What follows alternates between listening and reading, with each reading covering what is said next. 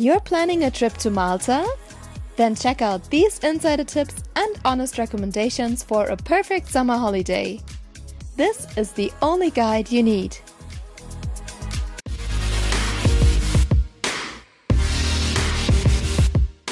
Hey guys, welcome to part 2 of the Ultimate Malta Guide with lots of tips and tricks for your amazing Malta trip. Don't forget to subscribe to this channel and let's go! We're starting our tour in Mdina, the ancient capital of Malta. Wow, impressive!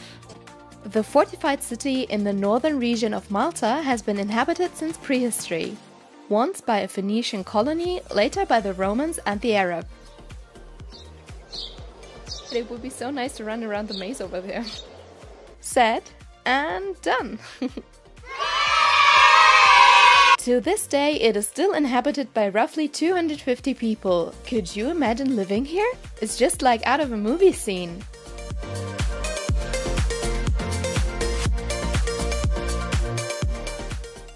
Speaking of movie, you might recognize the huge stone gate from Game of Thrones, the entrance of King's Landing. Many scenes were shot in Malta. Oh, this is so pretty! Did you notice that there is no eyesore to spoil the view? Like, it's so nice, everything fits together. These charming, colorful doors are perfect for that holiday shot.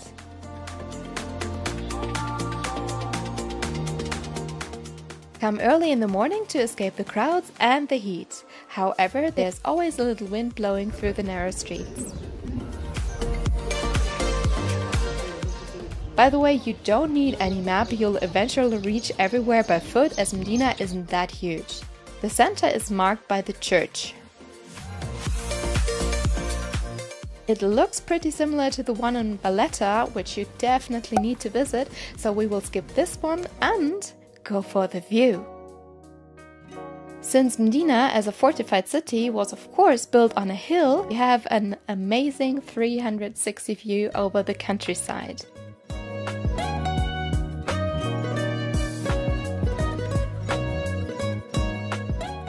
Oh look, that's Valetta over there. Can you see the dome of the cathedral?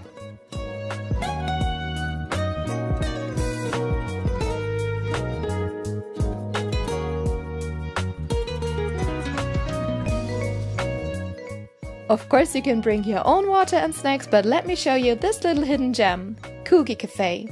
They do offer warm food, but I recommend a cool drink and some homemade cake in the inner courtyard.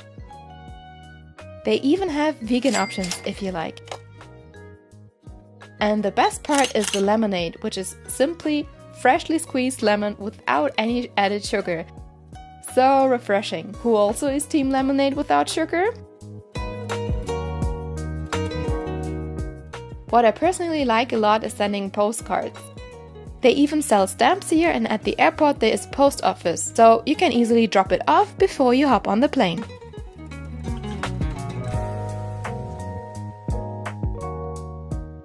To see all of Mdina and also check out the church, I'd say you need about 4 hours. You don't even have to spend any money strolling around here, so it's also budget friendly if you wanted to. So eine Vanillecreme, oder? Not far from Mdina is our next destination, which makes a perfect combo for a day trip. We're visiting the coastline, better said, Dingli cliffs.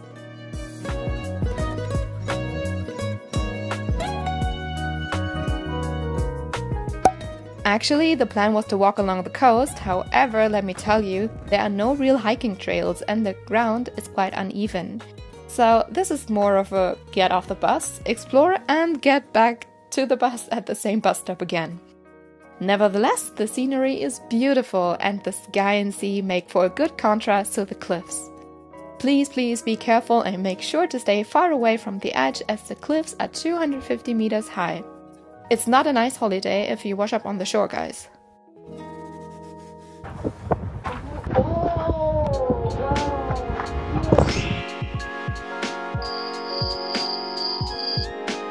Next up on our Malta tour is Marsaxlokk, and I have no clue how to pronounce that.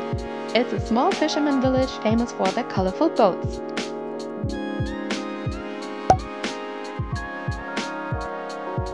The promenade indeed is very pretty and the boats are super cute. Almost all of them look like this, so it's definitely not a scam.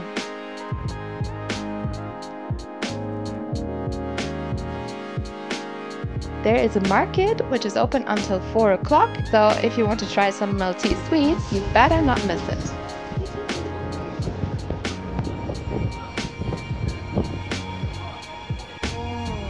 Ich will alles.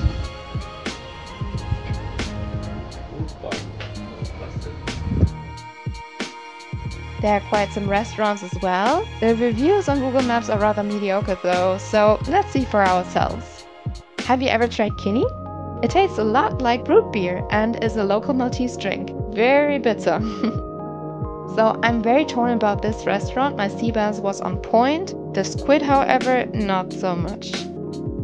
All in all, I'd say you do not miss out on a lot if you cannot make it here. This is only my personal opinion though. But it's a great starting point to finally do a little hike. On the other side of the headland, there is a place called St. Peter's Pool. St. Peter's Pool is the biggest of the natural pools along the coast, which makes for a mystical natural spectacle. The whole coastline itself is definitely worth hiking to. You want to dip into the ocean? Then this one is for you. The Blue Lagoon / day trip to Comino and Island in the north.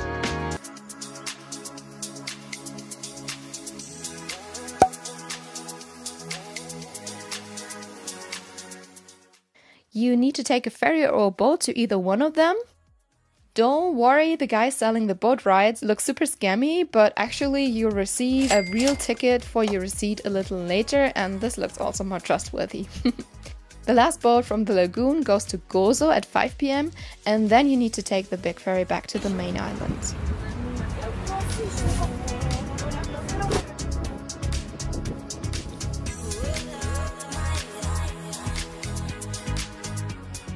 Oh my god guys, do not sit in the back of the boat except if you're trying to get soaking wet, which can be nice in summer though. Whoa, the water indeed is crystal clear, just like the Caribbean. Oh, so pretty.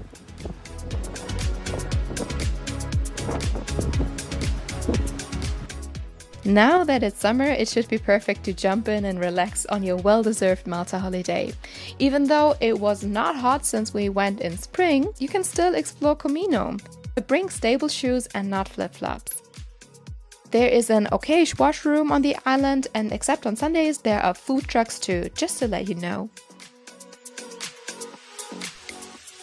I love how I can see that far. The view indeed is spectacular. St. Mary's Tower was built in 1680 by the Order of St. John to defend Comino Island and makes a perfect stop. On our way back, you'll inevitably make a stop on Gozo Island. If you want to catch a ferry at a reasonable time and go back to Valetta, it's not that much time, but I still want to share a gem that I discovered.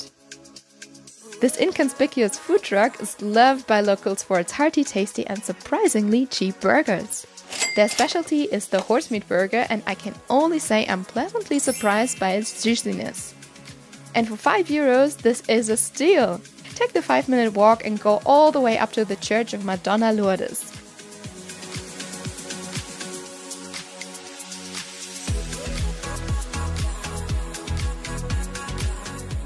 Wow, this is worth it! Thank you so much for watching. Make sure to give this video a like and subscribe to the channel for more travel tips all around the world. Discover more of Malta here, and see you soon!